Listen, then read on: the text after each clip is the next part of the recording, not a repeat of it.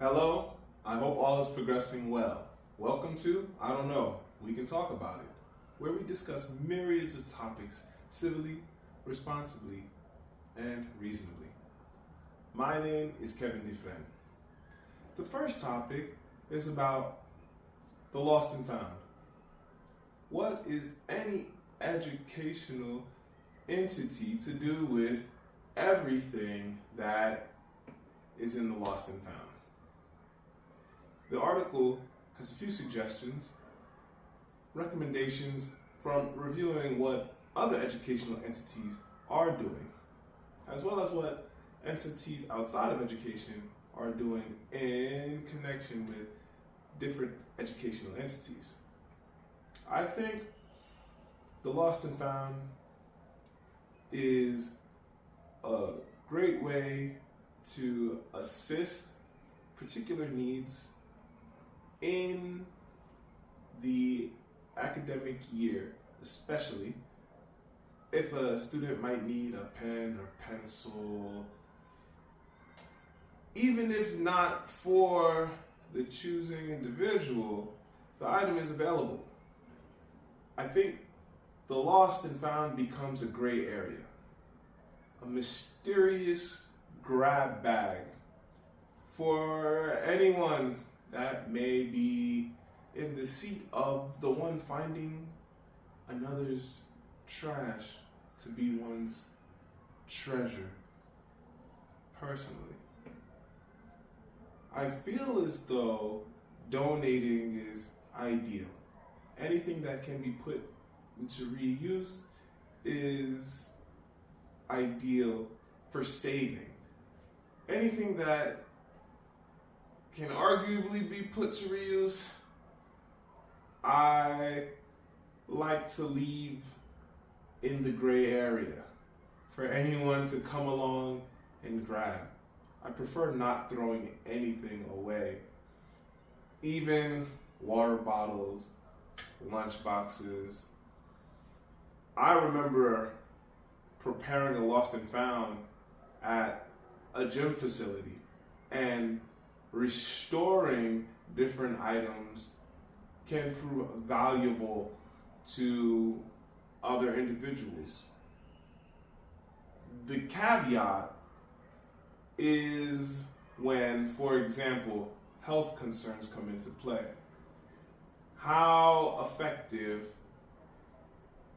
is a dishwasher or hot water, any cleaning parameter to a water bottle in a way that will prevent one from obtaining any prior germs, will prevent one from saying a disease is after the procurement of a particular item from the lost and found, like a water bottle.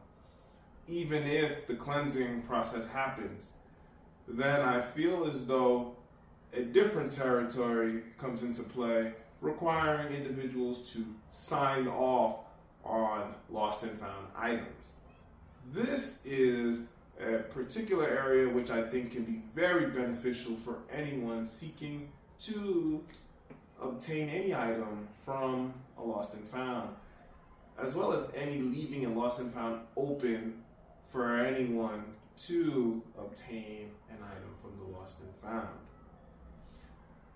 A log list is quite different than a release form, which one may sign to protect against any liable situation. So if an individual does like a very expensive water bottle, the individual may sign for it to take it, though is signing to say the choice is personal, acknowledging no wrongdoing on the part of the entity leaving the lost and found open for any seeking to obtain an item. I feel as though the lost and found may always use such a benefit with a release of responsibility for an item to protect any entity attempting to do good by making available particular items, as well as to ensure individuals are quite aware of where an item might be coming from. The release form is to be informative as well as to ensure an agreement between any party is clear, then the shift of responsibility happens there and then, without any headaches, and I think that can help with making a more effective lost and found, as well as appraising items in a sense to elevate the items in a way that individuals observing the item may see an item that is useful and of their own. I like lost and found, and I think lost and found can be very beneficial to many, in different ways at that. The other part of the lost and found is the donations don't necessarily have to be outside of an educational entity.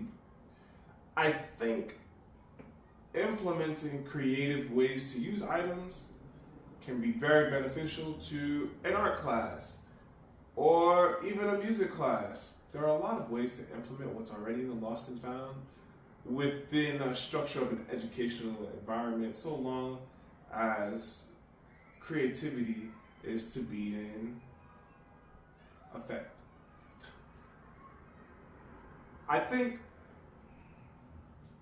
even more so that the lost and found can help an educational entity or any entity in connection with the lost and found think long term, tracking what kind of items are consistently, more often than not, ending up in the lost and found.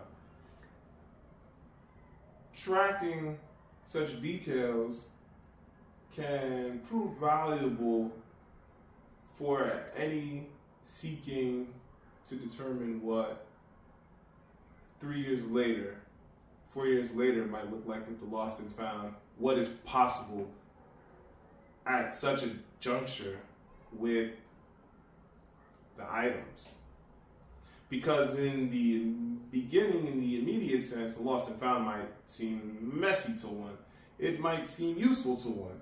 It might seem ready to empty, to restart, though may offer a lot more value in a different way long term. Our next topic: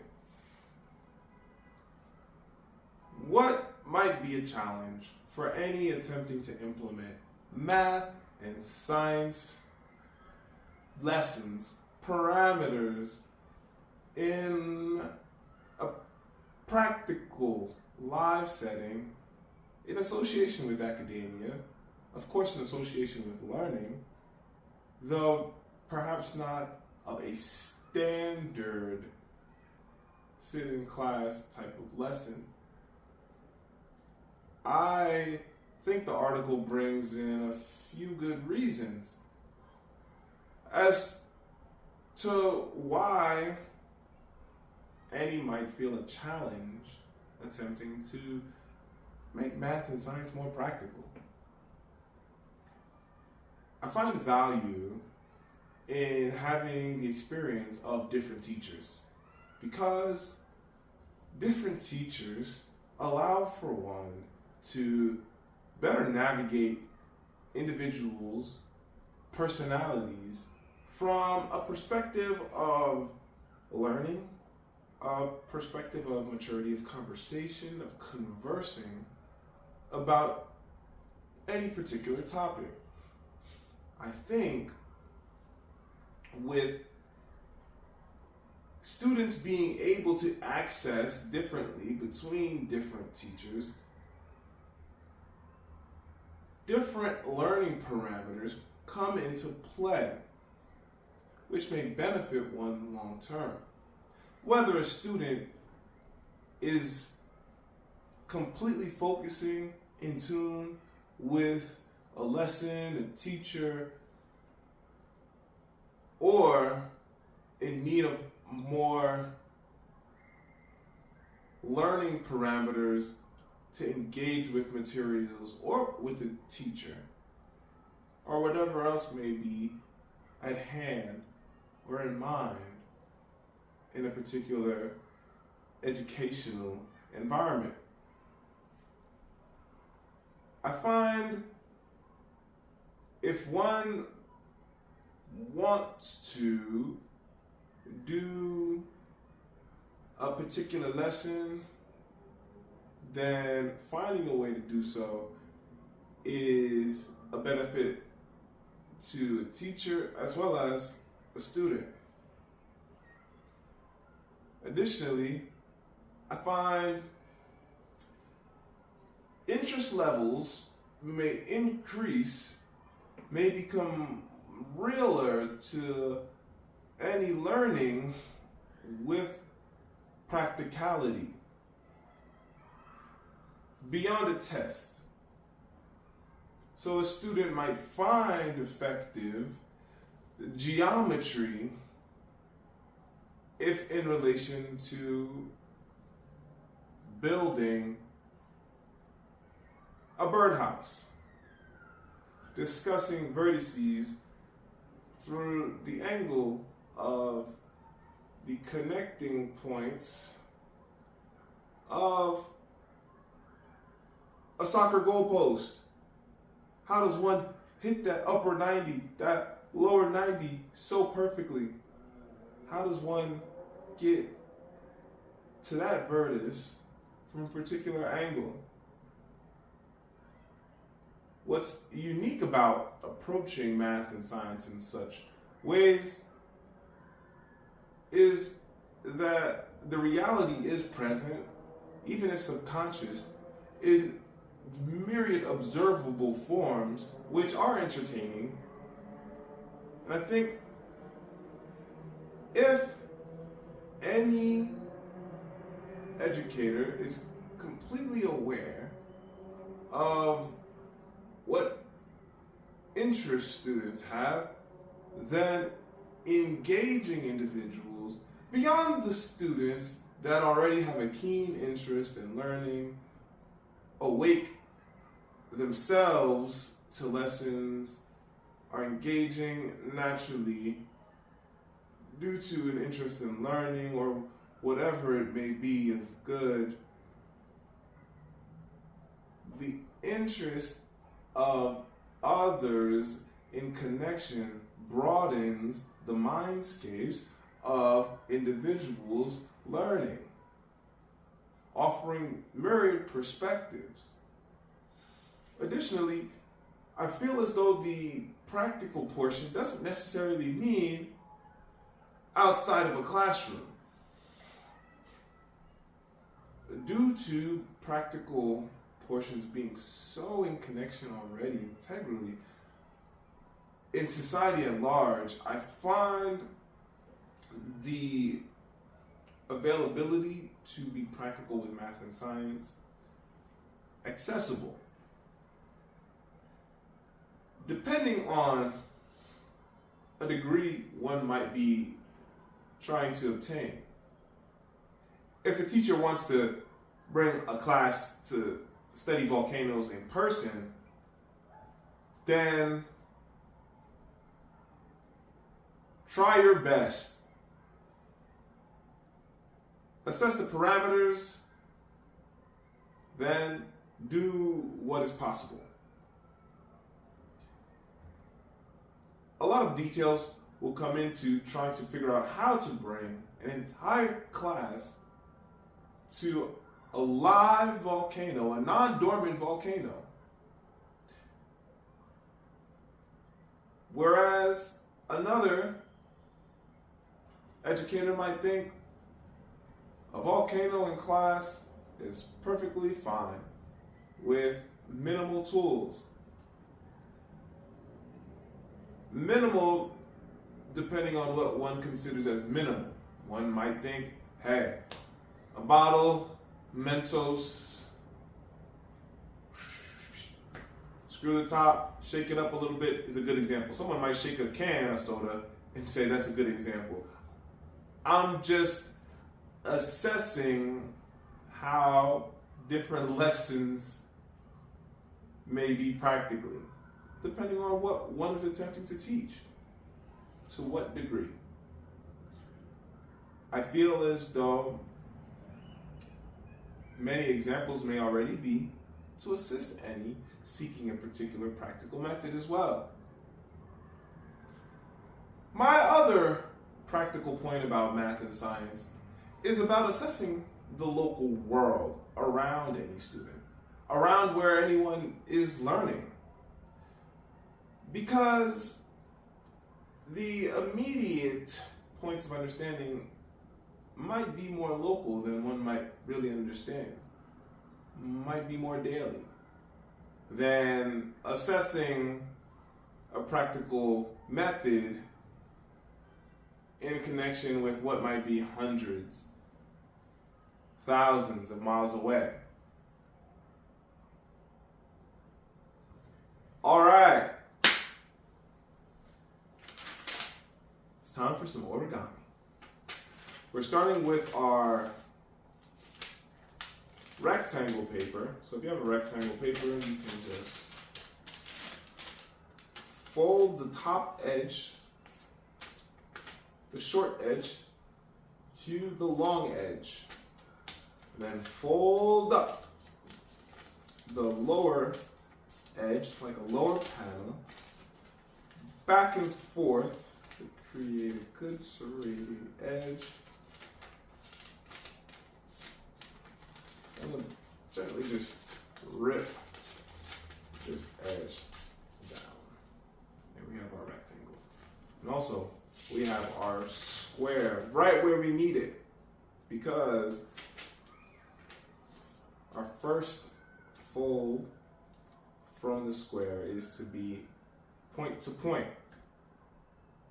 Afterward, we're going to just fold the points on the side to the single point. As you can see, we're going into this diamond. We're making an origami cicada. So now, the folding to both sides are done. We're going to flip the points that we're done folding to go to the opposite point from where they are pointing right now.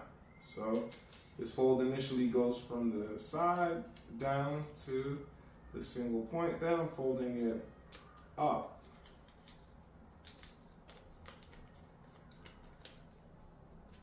Afterward, I'm going to fold the top flap, not all the way, but about 3/4 of the way up,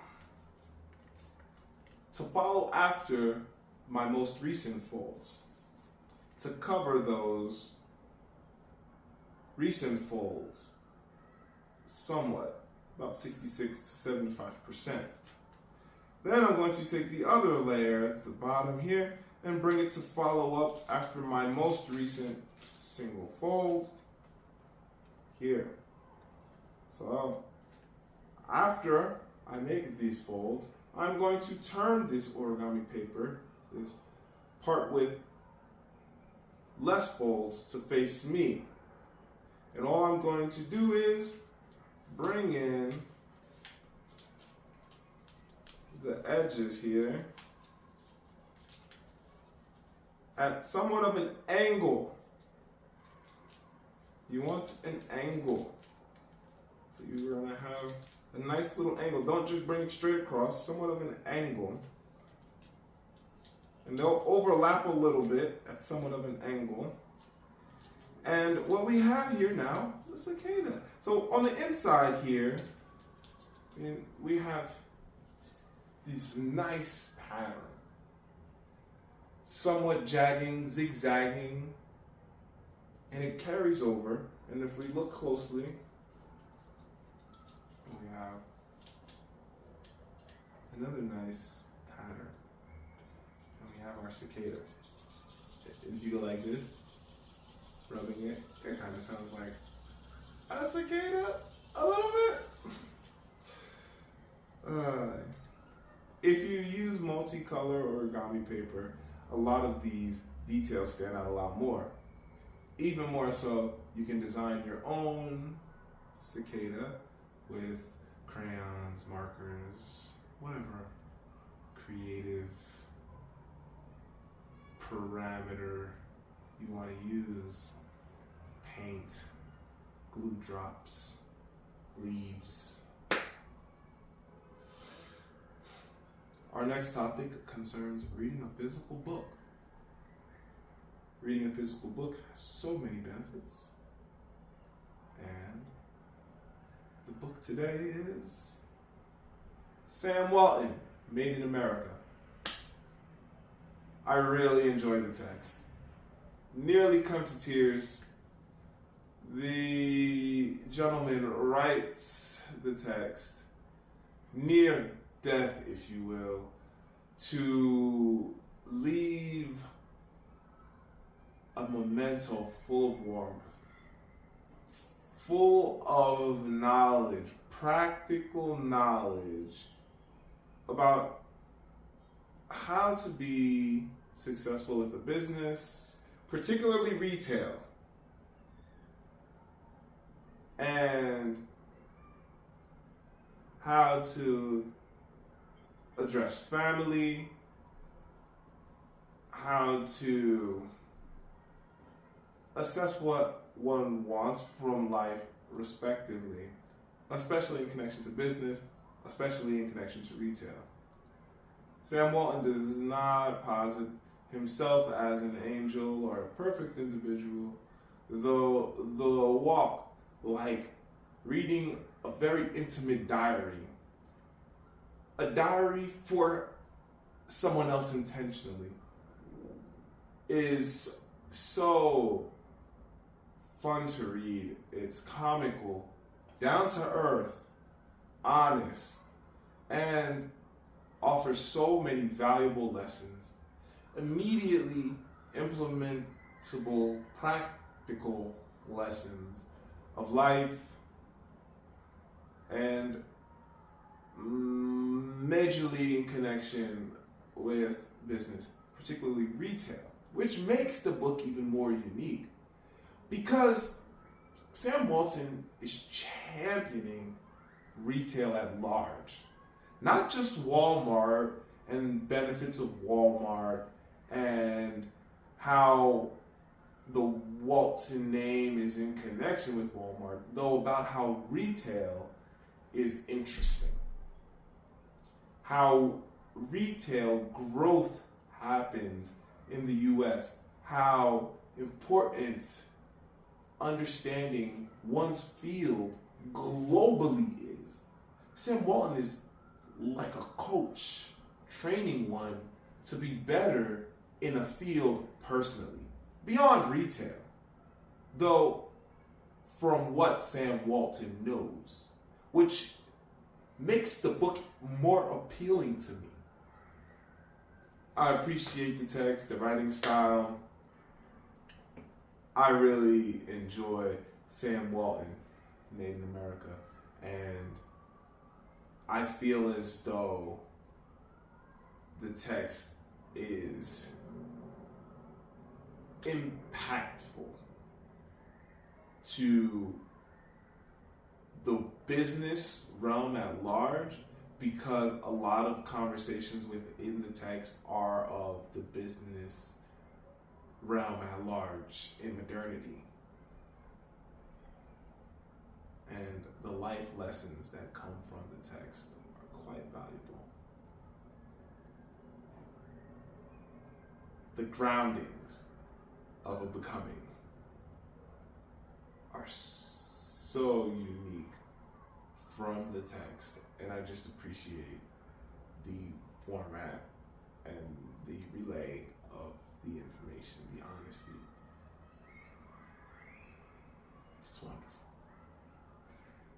Thank you for joining another episode of I Don't Know.